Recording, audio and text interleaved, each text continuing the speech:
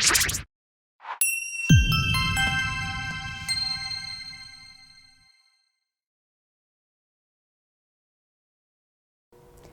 Kuiperian, tibalah kita di video terakhir pada sesi kali ini.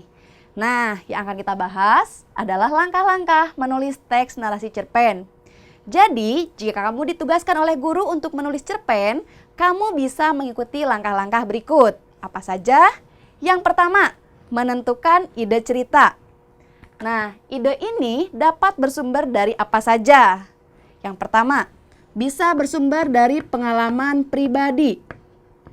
Jadi, jika kamu mengalami suatu masalah atau mengalami suatu kejadian, itu bisa diangkat menjadi sebuah ide cerita. Selain pengalaman pribadi, pengalaman orang lain juga dapat kita jadikan ide cerita. Kalian terbiasa kan bercerita bersama teman-teman, curhat-curhatan kalau istilahnya ya. Nah, itu juga bisa dijadikan sumber. Selain itu, ide cerita dapat juga diambil dari fenomena atau peristiwa yang kita lihat. Kita melihat suatu kejadian nih, apapun itu, bisa kita angkat menjadi ide cerita cerpen. Selain itu, bisa juga bersumber dari hayalan. Jadi benar-benar tokohnya itu tokoh hayalan, kemudian peristiwanya peristiwa hayalan juga, itu boleh. Nah, kalau kamu sudah menentukan ide cerita, langkah yang kedua, kalian harus membuat kerangka karangan. Dalam membuat kerangka karangan, kalian harus menyesuaikan dengan struktur teks narasi cerpen. Sesuaikan dengan strukturnya. Misalnya, kalian menentukan bagaimana peristiwa awalnya. Terus, apa sih yang akan dimunculkan sebagai konflik?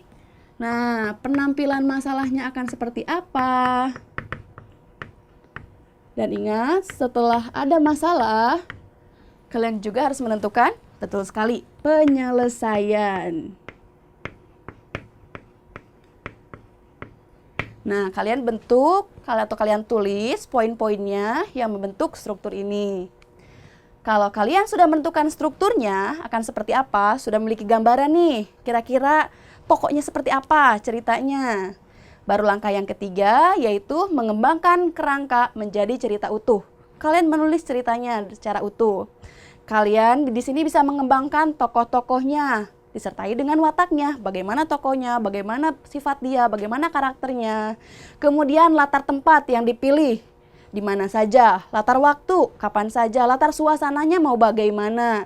Kemudian tema juga ya, karena tema tadi sudah ditentukan di ide cerita.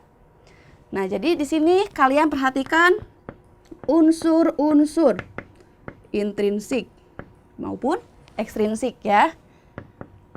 Mengembangkan tokoh dan penokohan. Mengembangkan alur, mengembangkan latar, dan kita juga bisa menyisipkan nilai kehidupan.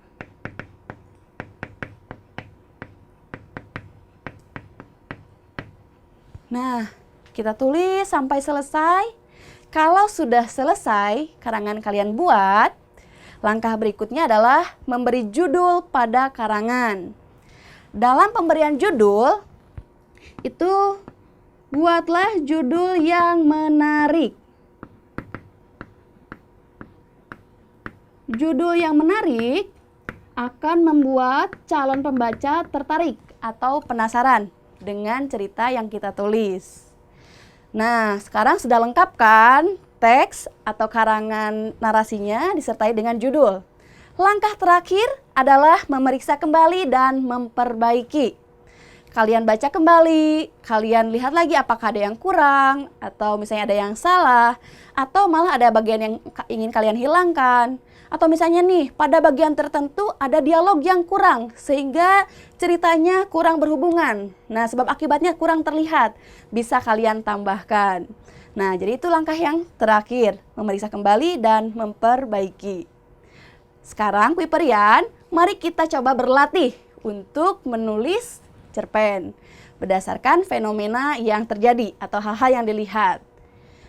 Nah, misalnya sekarang kita lihat di sini ada sebuah pengalaman ya, pengalaman seorang yang melakukan snorkeling yang dikelilingi dengan ubur-ubur. Kira-kira ada ide yang muncul gak sih? Cerita apa yang akan kita tulis kalau melihat gambar ini? Nah, misalnya kita akan menuliskan cerpen bertema pengalaman snorkeling.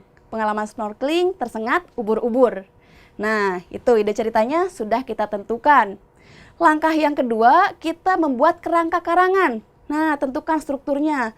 Apa saja peristiwanya? Misal, peristiwa awalnya itu kita berlibur bersama keluarga ke pantai atau ke Pulau Seribu. Nah, kemudian kita melakukan snorkeling dan kita terlalu asyik sehingga tidak terlihat atau tidak menyadari adanya ubur-ubur. Akhirnya kita tersengat. Nah, saat tersengat itu kita ingin menangkap ubur-ubur itu karena merasa greget misalnya ya.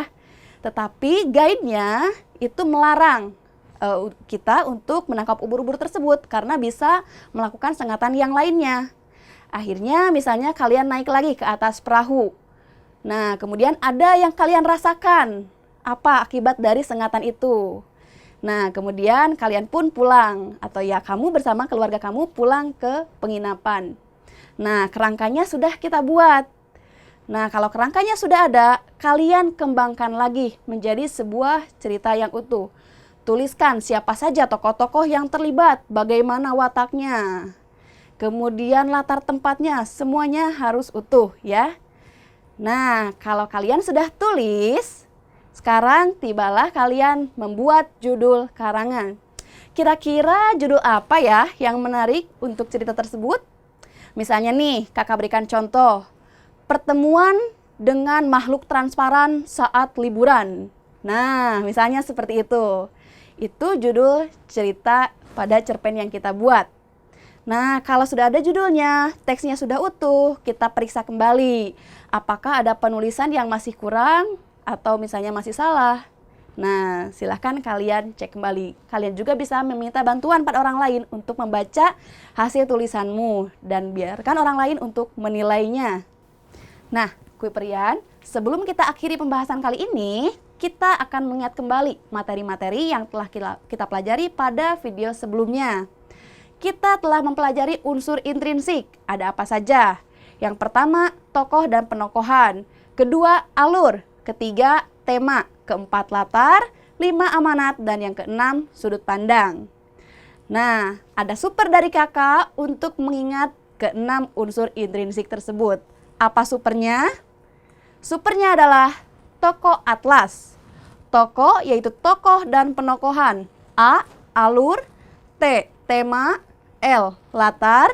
A, amanat. Dan S, sudut pandang.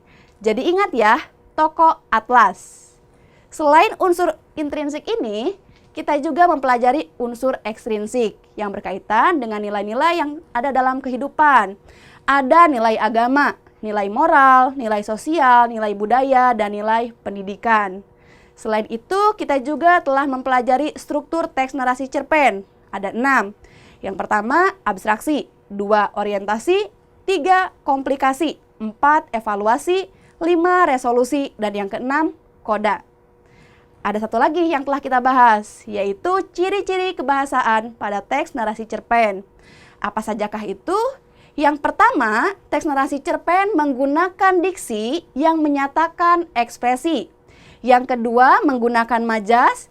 Yang ketiga, menggunakan kalimat narasi, deskripsi, dan dialog. Dan yang keempat, menggunakan ragam bahasa baku dan tidak baku. Nah, Kuiperian, silahkan kalian baca kembali atau pelajari kembali ya. Sekian untuk perjumpaan kita kali ini. Salam Kuiper.